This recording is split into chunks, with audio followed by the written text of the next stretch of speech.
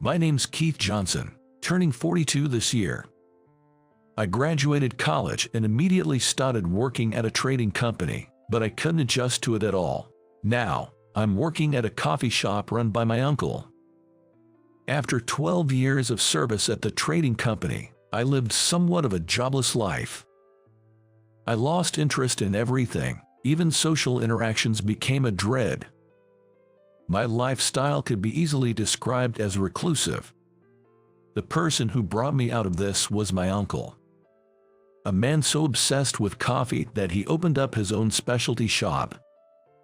In the beginning, I started helping out in the shop somewhat aimlessly, but I soon found myself increasingly captivated by the allure of coffee.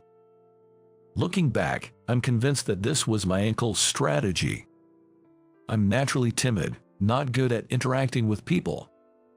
I was introverted, even shy.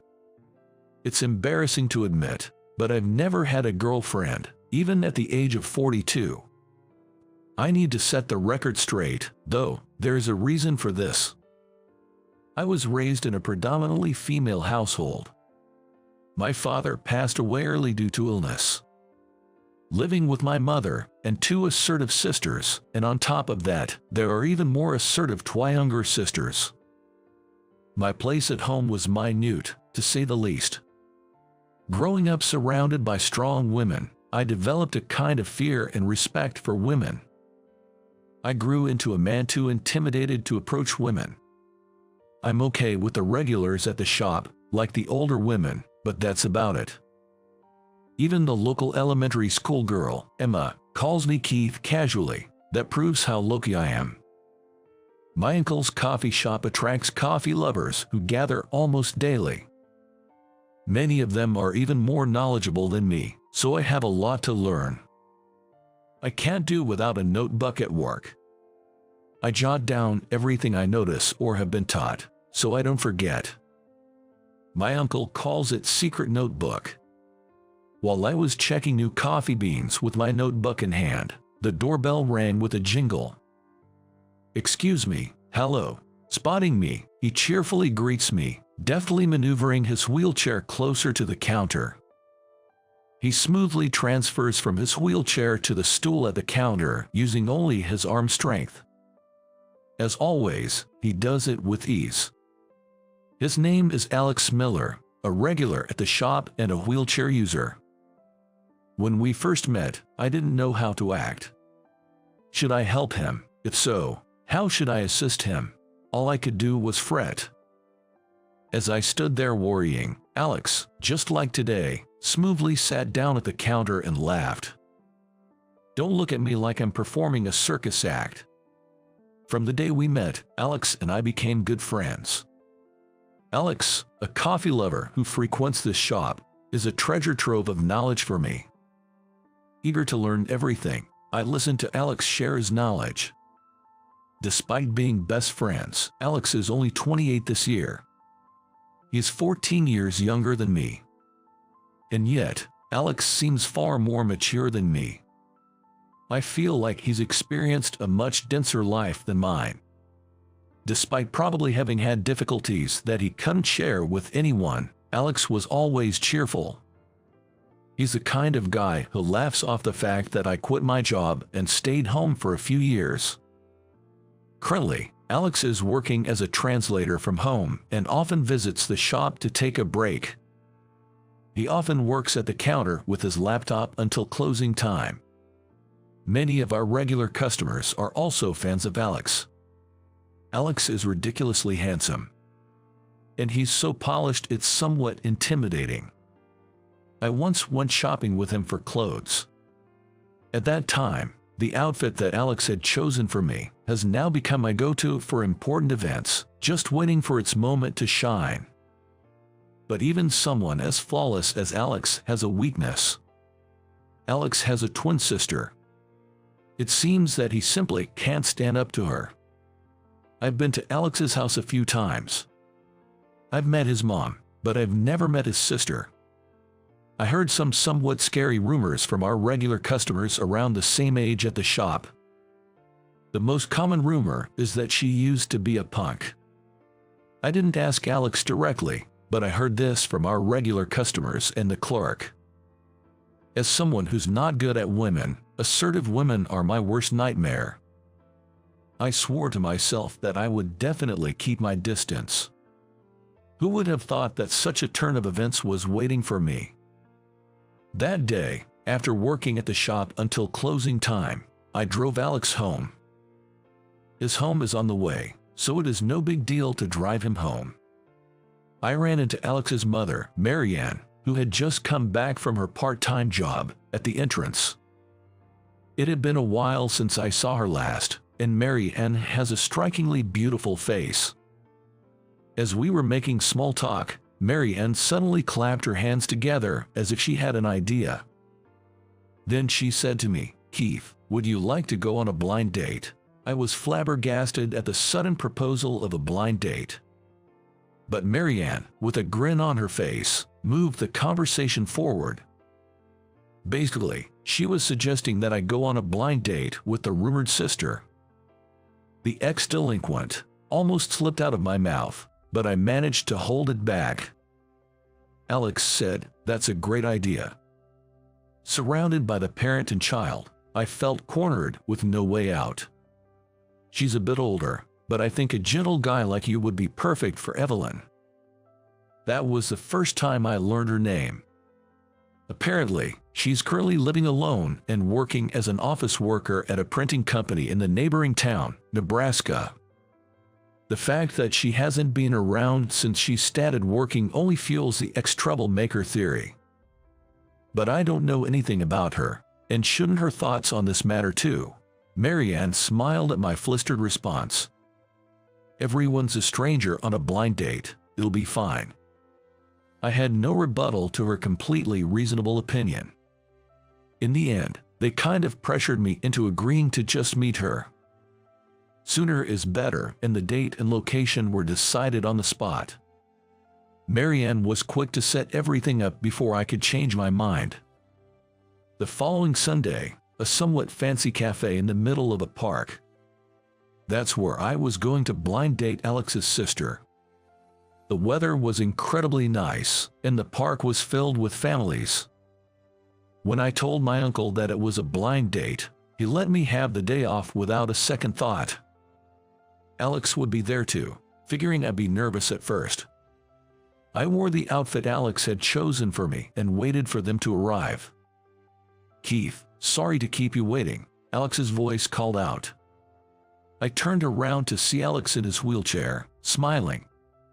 Standing behind him was a woman who looked just like him, a real beauty. Upon seeing her, I was momentarily lost for words. I thought, I've never seen such a beautiful woman before. She had the same face as Alex, whom I was so used to seeing, but she was incredibly beautiful. And she looked very grumpy. Probably forced to come here by Alex. Her face seemed to be saying, "I'm not happy about this." "Oh, this is my sister, Evelyn. She's a 28-year-old office worker." Evelyn gives a small nod in response. I nod my head and mumble, "Nice to meet you." I was already nervous about this blind date. Besides, I saw such a beauty, I couldn't find the words to say. "Are you both nervous?" Alex teases. Without missing a beat, Evelyn's hand slaps the back of Alex's head. She's quick. There might be some truth to the rumor that she used to be a bit of a wild one. "Don't tease people like that," Evelyn says in a slightly husky voice. For someone like me, who isn't a fan of the high-pitched voices typical of some girls, Evelyn's voice was perfect. I don't remember much of what happened after that. Alex kept the conversation flowing, and Evelyn and I responded with yes and no. That was our blind date. When Alex left, we sat in silence, and time seemed to stand still. Thank you for today. I appreciate you taking the time out of your day off too." Evelyn's eyes meet mine as I begin to stutter. Feeling as though I'm being stared by her, my words trailed off. "No, I should apologize. Alex and the others pushed you into this." Evelyn says, bowing her head. She seemed far removed from her wild past, which left me speechless. As I sat in stunned silence, Evelyn stood up, quickly grabbed the check, and said, "Well then," before leaving. Her brisk movements didn't give me a chance to stop her, leaving me stunned. I didn't expect to be left alone. And she even paid the bill. At least the blind date mission was accomplished. I gazed at the park, thinking that as long as we had met, Alex and the others would be satisfied. The next day, when Alex came into the shop, he asked me about what happened after he left, but there was no progress and nothing to talk about. Evelyn left before me. I said, trying not to look at Alex. He then handed me his phone. "What?" "Call Evelyn and set up the next date." I pushed Alex's phone back, repeating, "I can't do that." She seemed so unhappy, and I was sure she didn't want to see me again. I'd let her pay for the coffee even though she's 14 years younger, and I figured she must be annoyed. As we shoved phones back and forth across the counter, the doorbell rang, announcing a customer. "Welcome." As a reflex, I greeted the customer with a smile and saw Evelyn with a sour look on her face. I froze for a moment. I nodded to Evelyn and moved over to Alex. "What, Evelyn, are you off work today?" Alex, surprised to see her out and about on a weekday. "I took a day off. You see, there was a solo exhibition for Professor, but more importantly, you shouldn't be going out dressed so lightly." Evelyn responded, placing a blanket on Alex's knee. In her hand, she held a small silver oil heater. She probably brought it because she was concerned about Alex, who tends to feel unwell when it gets cold. "Oh, the wood carving exhibition, right. It's next week, isn't it?"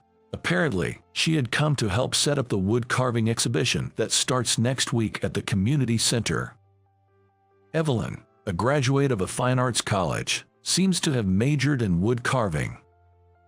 It's difficult to make a living solely from it, so she's now selling small wooden carvings as a side job. "I have some of my works there too. You should check them out," Evelyn said with a light smile. Her whole demeanor changes when she smiles. She has a beauty that seems somewhat irritable when she's not smiling, but when she smiles, she looks cute. It's a softer image than I had of her during our blind date, and it's quite a pleasant surprise. Maybe this is where I need to muster up my courage. I plucked up the courage to speak to Evelyn.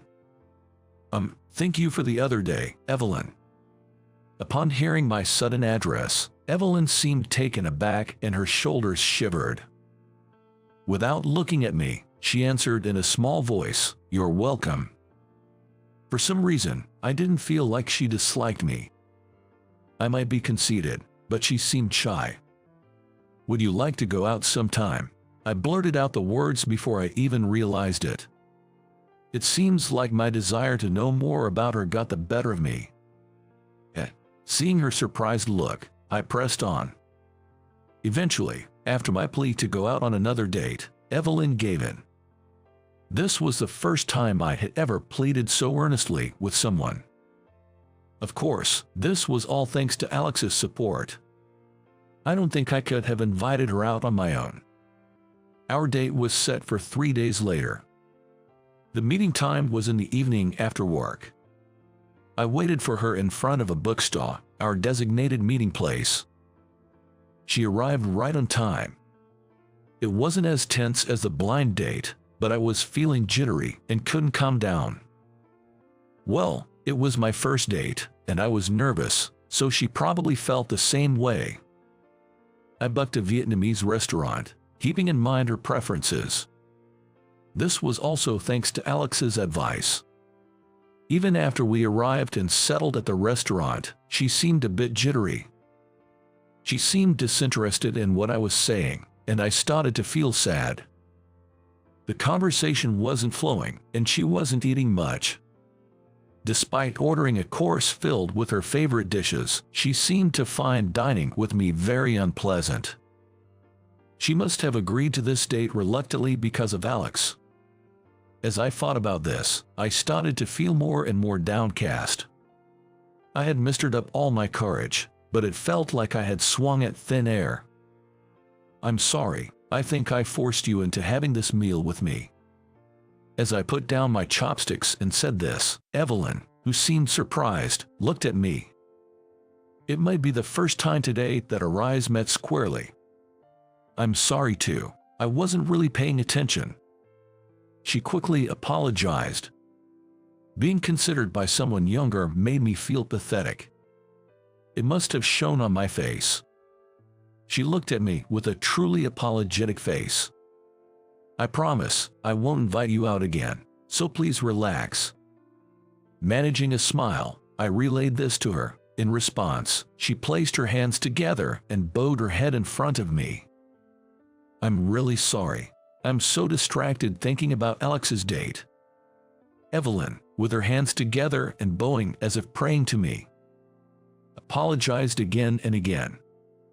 Tonight, it seemed Alex was also going on a date with a girl. And apparently, it would be their first time going out, just two of them. Alex was undoubtedly popular, but he never had a girlfriend. He told me once that he didn't want to bother the person he liked because he often had to be mindful on dates. That's why he didn't have a girlfriend. So, this was Alex's first date. I could understand why my sister, Evelyn, was on edge. I mean, there are many obstacles, like restrooms, steps, and stuff, right? I'm just worried if Alex might mess up in front of the girl he likes. Considering this, I made a suggestion to Evelyn. "Well then, let's go and secretly watch over Alex's date." Evelyn looked puzzled at my suggestion and exclaimed, "Huh." She probably never imagined that I would suggest such a thing. I quickly stood up with the bill in my hand. "You know where they're having their date, right?" Evelyn nodded affirmatively and took my hand. I had heard that she did wood carving, and her palm, full of calluses, proved that she was serious about it. I was somewhat pleased to discover this new side of her. The place where Alex and his date were was close to the restaurant where we were dining. It was an Italian restaurant, well equipped with accessibility features. I went there with Alex a few times. Peering through the large window, I could see Alex and her.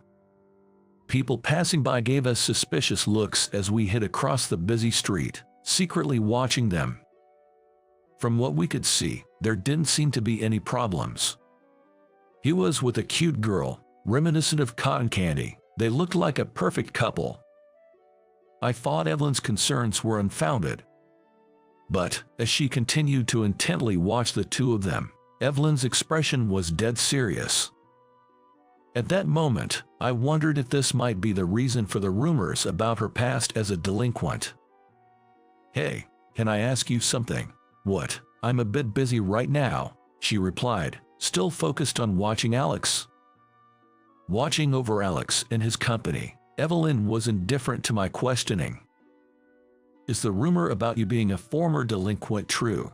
"What? Are you crazy? You just asked this to me." Taken aback by my question, Evelyn unintentionally stood up and shouted. Realizing that she would be noticed by Alex and his date if she wasn't quiet, she quickly crouched down and glared at me. "I don't fully understand what delinquent means, but I am not one," she said. So, I asked her why such a rumor had spread. She puckered her lips in irritation. The reason of it all was a fight with a classmate. Back in high school, there was a girl who often bothered Alex. One day during gym class, that girl purposely blocked Alex's wheelchair with her belongings. Unable to exit the classroom, Alex attempted to get past the items but ended up toppling over with his wheelchair. When Evelyn found Alex in this state, she was livid and attacked the girl. She dragged the girl through the hallway to Alex and forced her to apologize. The girl cried loudly, refusing to acknowledge what she did. Evelyn, who dragged the girl around while she was crying out loud, later became a feared entity. That's said to be where the rumors of her being a former delinquent started. She admits that she may have gone too far, but she smiled and said she had no regrets. She probably thought that girl was trying to get Alex's attention. Evelyn said she also came to that conclusion as an adult, but she couldn't forgive it. So, the supposed ex-delinquent sister was just a sister who loved her little brother. The misunderstanding somehow made me chuckle. As I was laughing quietly, Evelyn smacked my back. "Evelyn, would you seriously consider dating me? I know I'm like an old man to you, but what do you think?" Her eyes widened in surprise at my confession, while I was crouching hidden behind the shrubs. No good. I gave it another push, and Evelyn stood up, brushing off the fallen leaves on her knee. She started walking, so I hurriedly followed her. As we walked shoulder to shoulder, Evelyn looked up at me from the corner of her eye. Then she said, "Show me that thing of yours." "Excuse me, here, now. You showed it to Alex, but not to me." With a harsh whisper, I gulped. "Show me that, your notebook." By that, Evelyn meant my notebook where I jot down what I study about coffee. I have showed it to Alex once. Apparently, Evelyn heard about it from Alex. I wonder why she wants to see such a thing. While puzzled, I pulled the notebook out of my bag and handed it to Evelyn. Taking the notebook, Evelyn sat on the edge of a flower bed and started flipping through it. After about 5 minutes, she looked up from my notebook and smiled. "You passed." "What? What passed?" As Evelyn returned my notebook to me with a smile. I was clueless. "Looking at this notebook, I can see what kind of person you are, Kita. I can tell you're very sincere and serious." Is this what they call hot and cold? Suddenly, my heart started pounding. "So I'm sure there are many things I don't know, but please take good care of me," Evelyn said, bowing her head to me. The sudden turn of events left my mind reeling. "Does this mean you've agreed to be my girlfriend?" I couldn't help but confirm, and instantly, I felt an impact on the back of my head. It seems she still had the habit of hitting first.